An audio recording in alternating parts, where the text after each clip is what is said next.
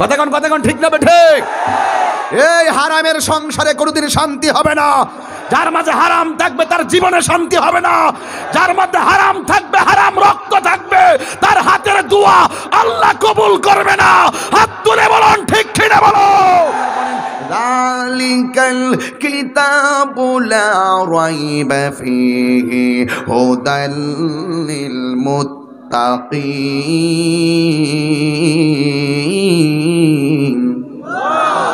আল্লাহ রাব্বুল আলামিন বলেন, এই কোরআনটা এমন একটা কোরআন যার মধ্যে বিন্দু মাত্র কোনো সন্দেহ নাই। এই কোরআনটা একমাত্র হুদাল লিল মুত্তাকিন। এই কোরআনটা কেবলমাত্র মুত্তাকিনদের জন্য গাইডলাইন। কারণ মুনাফিকরা কোরআনের স্বাদ বুঝবে না, কাফেররা কোরআনের স্বাদ বুঝবে না, বেঈমানরা কোরআনের মর্ম বুঝবে না। কথা বলেন ঠিক কিনা? এই জন্য যারা ইমানদার, যারা মুত্তাকি, এরাই কেবলমাত্র নবীর শান বোঝে, আল্লাহর শান বোঝে, কোরআনের শান বোঝে। মুত্তাকি যারা, এরা কোনোদিন হারাম খাইতে পারে না। সঠিক সঠিক। তা আমরা কি ইমানদার না বেঈমান? তো ইমানদার যদি হয়ে থাকেন তাহলে আপনারা কি সুদ খাবেন? কথা না, সুদ খাবেন? তুই দিয়ে এমনি বইরিস, তুই কি বুঝতেছ? কও, সুদ খাবেন? সুদ দিবেন? ঘুষ খাবেন? ঘুষ দিবেন?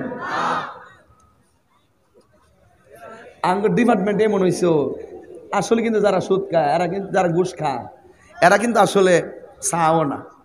এরা পিছনে বান্ডেল এমনি করে, আব্বা 2 লাখ দিব, বাজার না লক্ষ্মী ও আব্বা, আব্বা ও 10 লাখ দিব, 10 লাখ যে চাকরি লয়ে দিন বাজান 10 লাখ দিব। হেরার ফিসে টেহা এমনি নিয়া দে, অন হেরার জন্য নিয়া দে, কি তা করবো? খায়া বয়াতে আর কি। মসজিদের ইমাম সাহেব বেতন ভা মাত্র 3000 টাকা, এর কাছে জীবনী নিয়ে কইব নিন 1 লাখ টাকা দিলাম চাকরি না। হেমন টেবিল ওই দি এটি নিয়ে নেন, বান্ডেল দিব, আব্বা বাজানো আমনে না, আমার আব্বা লাগুন বাজানো যেমন।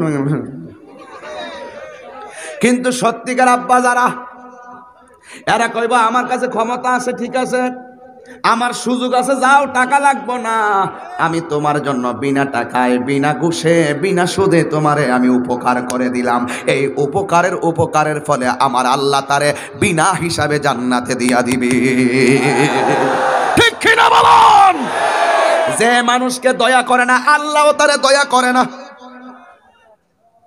ও এইভাবে দিও না, সভাপতির মাধ্যমে দিবা, নাইলে অন্যভাবে দিবা, মাথা টুপি লয়ে আইনা দিবা, প্রশ্ন ঠিক নিও। আমার কইছে একটা উর্দু গজল গাইবার লাগিয়া, ওয়াজের লাইন ঢুকতাম যাই, একটা আয় ওই কিতাদের আয়, লাইনটা লড়াইয়েন না, লাইনটা লড়াইয়েন না। আর আমার কথা বলার স্টাইলটা এইরকম, এই জন্য আমি স্টাইল করতে পারবো না। আমি আমার মতো একবার একটা হুজুর এই মুখের মতো ওয়াজ করতে পারেন না, এই মুখ দিয়ে কি ভাব শব্দের ওয়াজ করে, আপনি কি এরকম পারেন না? আমি অসম্ভব, আমি আমার মতো।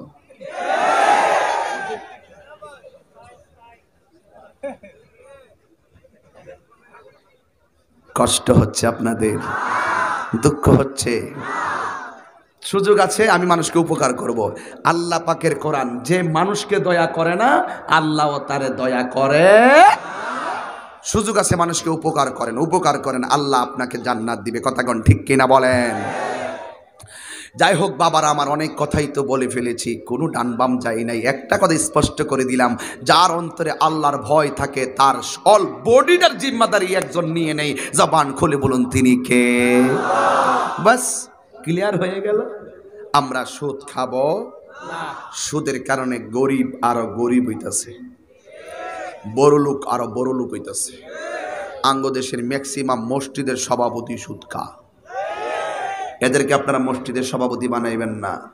বহুত ইমাম সাহেবের খবর পাওয়া যায়, হেতে টেহা লাগা, কিস্তি, এরা বিভিন্ন সুদ মুদ খায়। এই ইমাম সাহেবের ইমামতিতে রাখবেন না। এই সুদটা এখন চলে গেছে মহিলাদের মধ্যে। জামাই বাহির থেকে টাকা পাঠা 1 লাখ, জামার এই 1 লাখ টাকা এখানে 10,000, হিয়ানো 10,000, হিয়ানো 10,000, হিয়ানো 10,000, 10 জায়গার দে। হাজারে কত? 100। হাজারে কত? তোর 10,000 কত? 1,000। তাহলে 1 লাখে কত? তোর মাসে 10,000 টাকা আসতেছে। জামাই 6 মাস পরে জিগায়, 6 মাসে যদি প্রতি মাসে যদি 1 লাখ থেকে 10,000 আয়, তাহলে বছরে কত? 1,20,000। এবার জামাই এক বছর হলে জিগা, তোমার যে টিয়ারে দিছিলাম কিতা খাইয়া লাইছো? কিতা ক তোমার টিয়া তো যেমনি দিছিলাম এমনি আছে। ইডা দিয়া যাবার 1 লাখ বাইর করছে, হিডা কিন্তু কনা। এই জামাই এই বোর্ডই কিন্তু ভবিষ্যতে জামাই লুকে ফুলটি মারে। তুমি নিজের কি মনে করো? হ্যাঁ কি মনে করো? বালা না লাগলে সাইরা না দিবা? কথা কোন ঠিক না ঠিক? এই হারামের সংসারে কোনোদিন শান্তি হবে না। যার মাঝে হারাম থাকবে তার জীবনে শান্তি হবে না। যার মধ্যে হারাম থাকবে, হারাম রক্ত থাকবে, তার হাতের দোয়া আল্লাহ কবুল করবে না। হাত তুলে বলুন ঠিক কিনা বলো।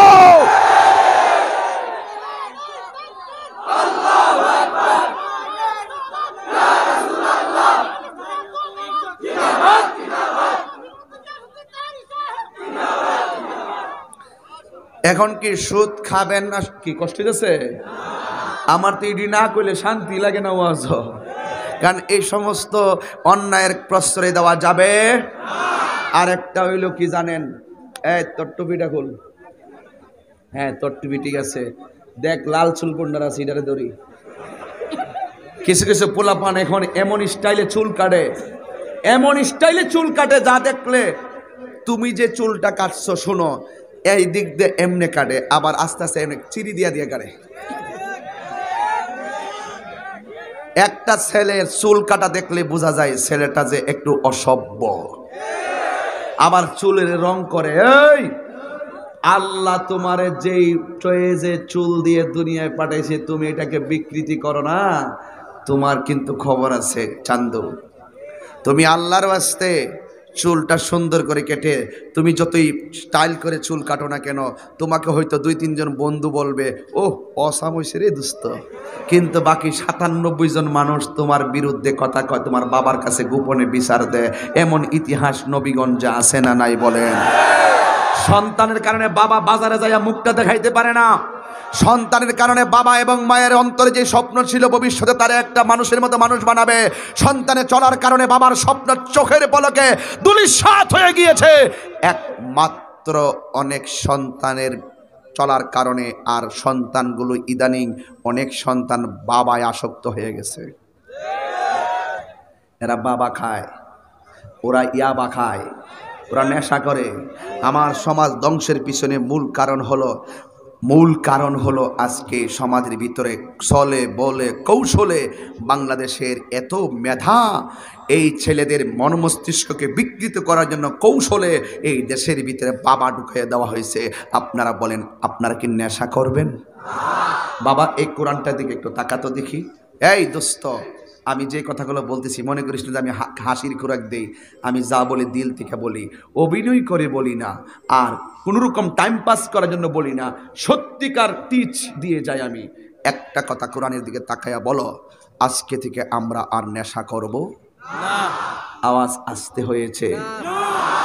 নেশা করব না, বাবা খাবো না, মদ খাবো না, ফেঞ্চি খাবো না, ইয়াবা ট্যাবলেট খাবো না, সুদ খাবো না, মাকে কষ্ট দেব না, বাবাকে কষ্ট দেব না।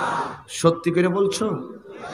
এটাই যদি হয়ে থাকে তোমার মনের কথা, আজকে রাত্রে মাহফিল থেকে বাড়িতে যাওয়ার পরে যদি চুল পরিমাণ আমার ওয়াজগুলোর কথা মনে হয় যে আল্লাহর ভয় কি জিনিস, এটা হলো আমি তাহিরি হুজুরের সামনে এবং আমার নেতা, আমাদের জননেতা আলহাজ ডাক্তার মুশফিক হোসেন চৌধুরী সাহেব এবং অ্যাডভোকেট আবুল ফজল সাহেব দুই পাশে এইভাবে বসে অনেক গণ্যমান্য ব্যক্তিবর্গ বসেছিলেন।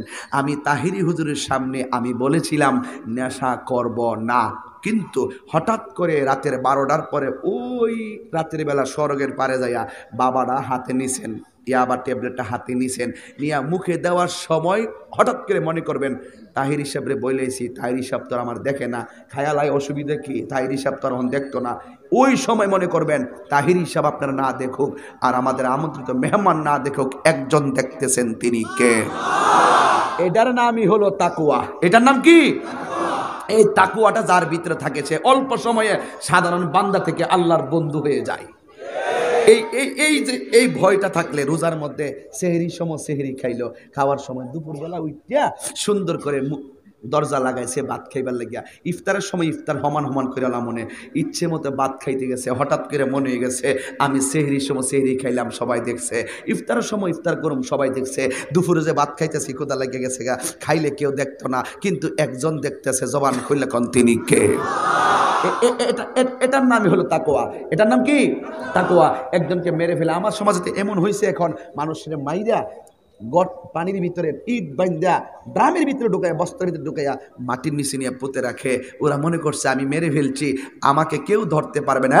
যুবক, তোকে কেউ ধরতে না পারুক, একজন দেখে জবান খুলে কোন তিনি কে? জীবনে শোনন, জীবনে কাউকে খুন করবেন না, জীবনে কোনোদিন হারাম খাবেন না। কয়েকটা জিনিস মনে রাখেন, কিচ্ছু লাগতো না।